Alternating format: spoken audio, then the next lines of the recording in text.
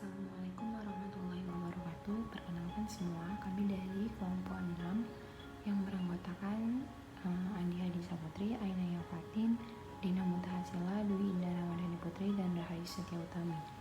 Di sini kami akan menjelaskan tentang pendekatan perilaku sosial dan sosial kognitif. Di sini saya akan menjelaskan mengenai pendekatan pembelajaran. Pendekatan pembelajaran ada dua. Yang pertama, pendekatan perilaku. Behaviorisme adalah pandangan bahwa perilaku harus dijelaskan oleh pengalaman yang dapat diamati, bukan oleh proses mental. Untuk para ahli behaviorisme, perilaku adalah segala sesuatu yang kita lakukan, baik verbal maupun non-verbal, yang dapat langsung dilihat atau didengar. Misalnya, seorang anak membuat poster, seorang guru menjelaskan sesuatu kepada anak, dan sebagainya. Yang kedua, pendekatan kognitif. Di sini kami membahas 4 pendekatan utama. Yang pertama, kognitif sosial. Yang kedua, pengolahan informasi. Yang ketiga, kognitif konstruktivis. Dan yang keempat, konstruktivis sosial. Pendekatan kognitif sosial menekankan bagaimana perilaku, lingkungan, dan faktor-faktor kognitif berinteraksi untuk mempengaruhi pembelajaran. Pendekatan pemrosesan informasi berfokus pada bagaimana anak-anak memproses informasi melalui perhatian, memori, berpikir, dan proses kognitif lainnya. Dan yang ketiga, pendekatan konstruktivis kognitif menekankan konstruksi kognitif anak dan pemahaman pengetahuan. Dan yang terakhir, pendekatan konstruktivis sosial fokus pada kerjasama dengan pihak lain untuk menghasilkan pengetahuan dan pemahaman. Selanjutnya, pengondisian klasik. Pengondisian klasik adalah jenis pembelajaran di mana sebuah organisme belajar untuk menghubungkan atau asosiasi rangsangan sehingga rangsangan netral seperti melihat seseorang menjadi terkait dengan rangsangan bermakna seperti makanan dan memperoleh kemampuan untuk memperoleh respon yang sama. Selanjutnya, pengondisian operan. Pengondisian operan adalah bentuk pembelajaran di mana konsekuensi dari perilaku menghasilkan perubahan dalam probabilitas bahwa perilaku tersebut akan terjadi. Dalam pengondisian operan terdapat penguatan dan hukuman. Penguatan adalah konsekuensi yang meningkat probabilitas bahwa perilaku akan terjadi, sedangkan hukuman merupakan konsekuensi yang menurunkan probabilitas perilaku yang akan terjadi. Penguatan terbagi menjadi dua, yaitu penguatan positif dan penguatan negatif.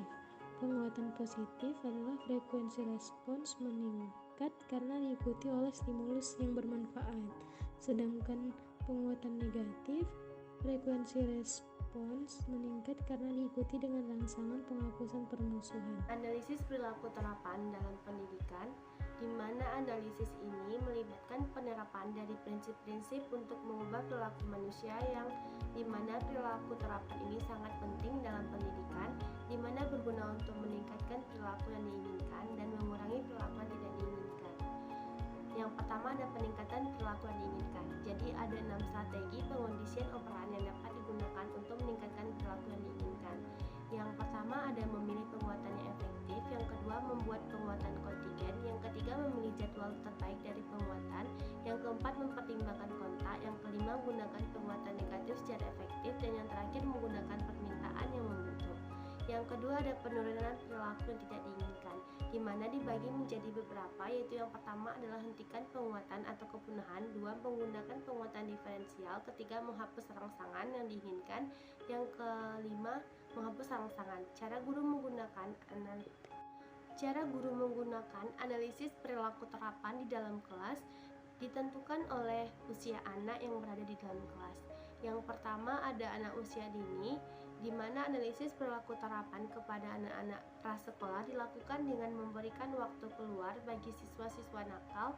Contohnya saja seperti jika mereka mengganggu temannya, mereka akan kehilangan 5 menit waktu bebas bermain yang mengakibatkan anak belajar bahwa perilaku yang tidak baik itu tidak akan pernah ditoleransi. Yang kedua, untuk anak sekolah dasar, di mana untuk siswa kelas 2 imbalan berwujud atau tersirat biasanya seperti senyuman dari guru atau perhatian dari guru. Di mana jika anak-anak ini dipuji, mereka akan merasa senang dan mereka akan mengeluarkan perilaku yang baik agar dipuji lagi. Dan yang terakhir terakhir adalah sekolah menengah, yaitu kelas 6 sampai kelas 8. Nah, sebagai contoh, siswa yang terlibat dalam perilaku yang baik diberikan pekerjaan untuk siswa di kelasnya, misalnya seperti membagi-bagikan pensil dan kertas, memeriksa kotak surat yang ada di luar kantor utama, menyalakan atau mematikan komputer, di mana siswa ini akan menyukai tanggung jawab dan senang ketika guru bergantung pada mereka. Slide selanjutnya menghadirkan rangsangan permusuhan atau hukuman. Kebanyakan orang mengasosiasikan penyajian rangsangan permusuhan atau tidak menyenangkan dengan hukuman, seperti ketika seorang guru berteriak pada siswa atau orang tua menampar anak.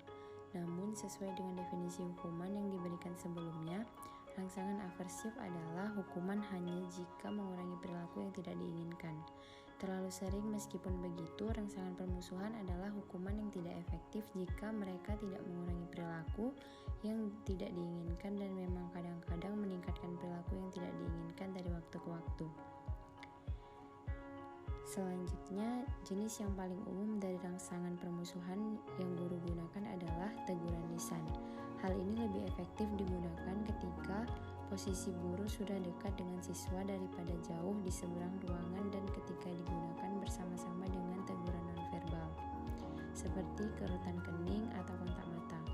Teguran lebih efektif ketika mereka diberikan segera setelah perilaku yang tidak diinginkan terjadi dan ketika dilakukan dengan singkat dan langsung ke intinya. Di sekolah-sekolah Amerika Serikat, siswa minoritas laki-laki dari latar belakang berpenghasilan rendah adalah penerima hukuman fisik paling sering. Banyak psikolog dan pendidik berpendapat bahwa hukuman fisik siswa tidak boleh digunakan dalam situasi apapun. Perdebatan mengenai hukuman yang sedang berlangsung melibatkan perbedaan antara hukuman ringan dan hukuman lebih intens. Selanjutnya tentang mengevaluasi pengondisian operan dan analisis perilaku terapan. Pengondisian operan dan analisis perilaku terapan telah memberikan kontribusi untuk praktik mengajar. Memperkuat dan menghukum adalah bagian konsekuensi dari kehidupan guru dan siswa. Memperkuat perilaku tertentu dapat meningkatkan perilaku beberapa siswa, dan bila digunakan bersama dengan waktu keluar dapat meningkatkan perilaku yang ingin diperbaiki dari beberapa siswa. Kritik terhadap pengondisian operan dan analisis perilaku terapan berpendapat bahwa seluruh pendekatan menempatkan terlalu banyak penekanan pada kontrol eksternal perilaku siswa. Mereka mengatakan strategi yang lebih baik adalah untuk membantu siswa belajar dalam mengendalikan perilaku mereka sendiri dan menjadi termotivasi secara internal. Beberapa kritikus berpendapat bahwa bukanlah hadiah atau hukuman yang mengubah perilaku, melainkan keyakinan atau harapan bahwa tindakan tertentu akan dihargai atau dihukum. Dengan kata lain, teori perilaku tidak memberikan perhatian yang cukup terhadap proses kognitif yang terlibat dalam pembelajaran.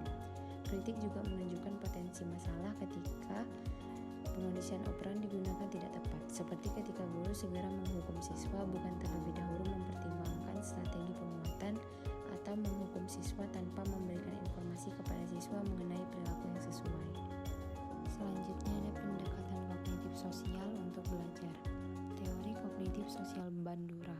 Teori kognitif sosial menyatakan bahwa faktor sosial dan kognitif seperti perilaku memainkan peran penting dalam belajar. Faktor kognitif memungkinkan melibatkan harapan siswa untuk sukses. Faktor sosial mungkin mencakup pengamatan siswa terhadap perilaku prestasi orang tua mereka. Teori kognitif sosial merupakan sumber yang semakin penting dari aplikasi kelas. Albert Bandura adalah arsitek utama teori kognitif sosial. Ia mengatakan bahwa ketika siswa belajar, mereka dapat secara kognitif mewakili atau mengubah pengalaman mereka. Ingatlah bahwa dalam pengondisian operan, koneksi hanya terjadi antara pengalaman, lingkungan, dan perilaku. Bandura mengembangkan model determinisme timbal balik yang terdiri atas 3 faktor utama, yaitu perilaku, kognitif, dan lingkungan. Dalam model pembelajaran Bandura, faktor orang atau kognitif memainkan peran penting. Faktor orang yang Bandura paling tekankan dalam beberapa tahun terakhir adalah efikasi diri, keyakinan bahwa seseorang dapat menguasai situasi dan menghasilkan hasil positif. Bandura mengatakan bahwa efikasi diri memiliki pengaruh kuat atas perilaku. Selanjutnya ada pembelajaran observasional. Pembelajaran observasional adalah pembelajaran yang melibatkan pemerolehan keterampilan strategi, dan keyakinan dengan mengamati orang lain. Belajar observasional melibatkan imitasi, tetapi tidak terbatas untuk hal tersebut. Apa yang dipelajari biasanya bukan merupakan salinan dari apa yang dimodelkan, melainkan bentuk umum atau strategi yang pengamat sering terapkan dalam cara-cara kreatif. Bandura menjelaskan 4 proses kunci dalam pembelajaran observasional. Yang pertama itu ada perhatian, yang kedua retensi, yang ketiga produksi, dan yang terakhir ada motivasi. Bandura berpendapat bahwa penguatan tidak selalu diperlukan untuk keberlangsungan pembelajaran observasional.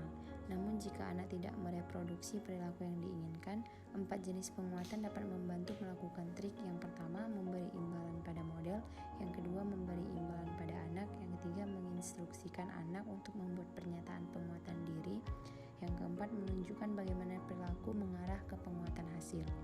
Selanjutnya ada model di dalam kelas.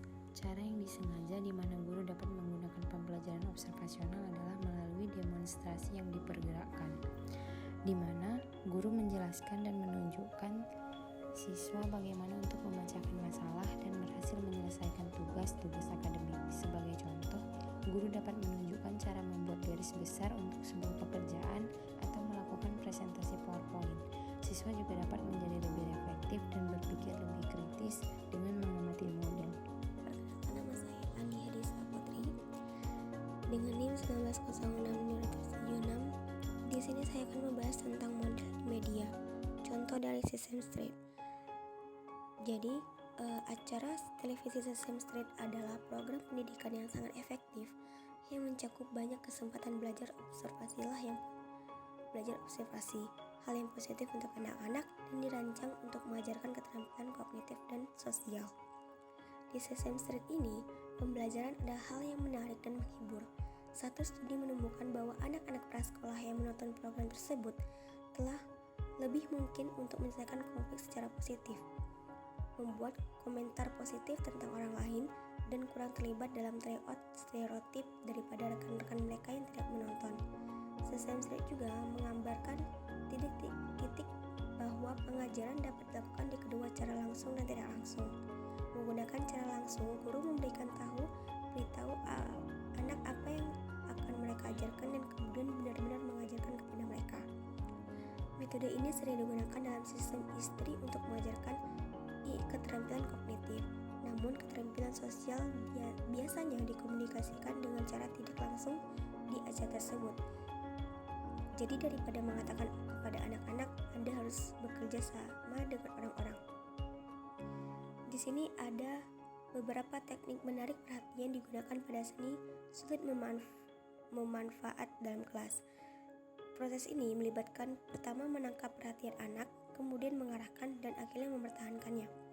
Musik dan suara sangat efektif dalam menggalang perhatian anak-anak. Misalnya, dalam mengajarkan anak-anak untuk membedakan suara, klakson mobil mungkin diperdengarkan atau papan ketik komputer ditekan berulang kali. Musik sangat berguna karena hal tersebut membawa anak Anda untuk menjadi aktif terlibat dalam apa yang sedang mereka tonton atau dengarkan. Hal ini merupakan yang biasa untuk anak-anak, bahwa ketika menonton Sesame Street, mereka bangun dari kursi mereka dan mulai menarik serta bernyanyi bersama dengan lagu. Setelah perhatian anak telah ditangkap, mereka diarahkan ke sesuatu kejutan dan kebaruan serta membantu dalam hal ini. Perhatian anak diarahkan karena mereka mulai mengantisipasi apa yang terjadi selanjutnya. Selanjutnya ada pendekatan perilaku kognitif dan regulasi diri. Yang pertama itu ada pendekatan perilaku kognitif, di mana dalam pendekatan perilaku kognitif ini penekanannya adalah pada mendapatkan siswa untuk memantau, mengelola, dan mengatur perilaku mereka sendiri daripada membiarkannya dikendalikan oleh faktor eksternal. Di sini ada metode instruksional diri. Metode instruksional diri ini adalah teknik perilaku kognitif ditunjukkan untuk mengajarkan individu untuk memodifikasi perilaku mereka sendiri dengan berbicara untuk diri mereka sendiri dengan cara yang positif. Ada beberapa strategi berbicara dengan diri sendiri yang siswa dan guru dapat gunakan untuk mengatasi situasi stres dengan lebih efektif, seperti persiapan untuk mengambil tes. Yang pertama itu bersiap untuk kecemasan atau stres. Contohnya, apa yang harus saya lakukan? saya akan mengembangkan rencana untuk menghadapinya.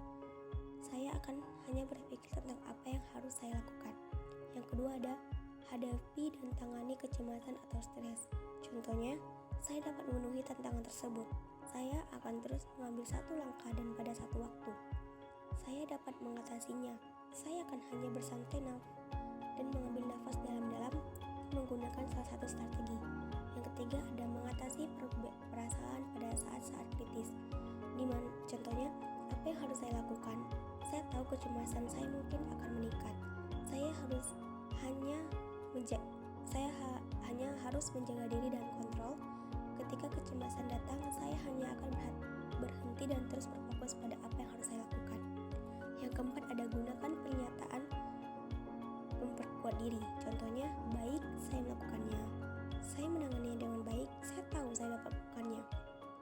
Kemudian, adapun dalam banyak kasus, strategi ini hanya untuk menggantikan pernyataan negatif dengan yang positif. Sebagai contohnya, seorang siswa mungkin berkata kepada dirinya sendiri, "Aku tidak akan pernah menunda pekerjaan ini untuk jaga sampai besok."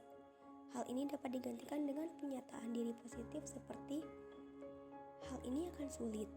Namun, saya pikir saya dapat melakukan hal tersebut. Saya akan melihat ini sebagai tantangan, bukan pemicu stres. Jika saya bekerja sangat keras, saya mungkin dapat menyelesaikannya." Atau harus berpartisipasi dan diskusi kelas. Siswa mungkin menggantikan pikiran negatif, "Semua orang tahu lebih banyak daripada saya." Tapi apa Bu? Dengan mengatakan nilai-nilai positif seperti itu, saya memiliki banyak hal untuk saya katakan kepada orang lain. Ide-ide saya mungkin berbeda, tetapi masih bagus. Tidak apa-apa untuk menjadi sedikit gugup, saya akan bersantai dan mulai berbicara. Sekian dari saya. Terima kasih. Regulasi diri merupakan aspek penting dari kesiapan sekolah. Dalam penelitian terbaru, anak yang dapat mengatur emosi mereka secara efektif pada anak usia dini memiliki kemampuan matematika dan kemampuan belajar yang lebih baik di awal sekolah daripada rekan mereka yang memiliki regulasi emosi minim. Pelajar regulasi diri melakukan hal berikut.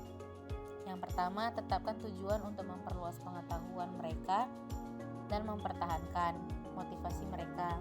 Yang kedua, sadarilah karakter emosi mereka dan memiliki strategi untuk mengelola emosi mereka. Yang ketiga, secara berkala memantau perkembangan mereka menuju tujuan. Yang keempat, menyempurnakan atau merevisi strategi mereka didasarkan pada kemajuan yang mereka buat. Yang kelima, evaluasi hambatan yang mungkin timbul dan